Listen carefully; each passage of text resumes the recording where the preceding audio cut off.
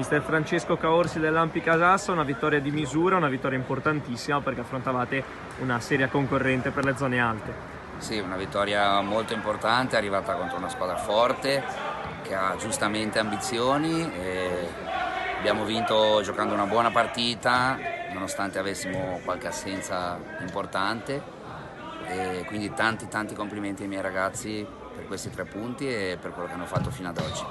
Ti chiedo un commento, mister, sul vostro numero 10 che è Dio e che ha segnato 5 gol ed è vice capocannoniere, quindi sicuramente anche un ragazzo giovane che è un ottimo finalizzatore. È un ragazzo giovane, io lo conosco molto bene perché è con me fino ai tempi della Juniors, poi ha fatto la seconda, poi ha fatto l'anno scorso la prima, quest'anno sta segnando con continuità, deve rimanere tranquillo, non si deve gasare troppo e continuare a lavorare e a sacrificarsi per la squadra, e poi arriveranno anche le soddisfazioni personali per lui perché sicuramente i mezzi li ha.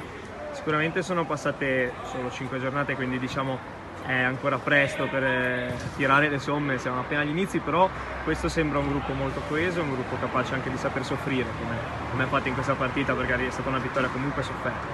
È stata una vittoria soffertissima, ripeto, contro una grande squadra. E sì, è un bel gruppo, è un gruppo unito che sta trovando armonia, che un mattoncino dopo l'altro sta cercando di mettere dentro cose importanti.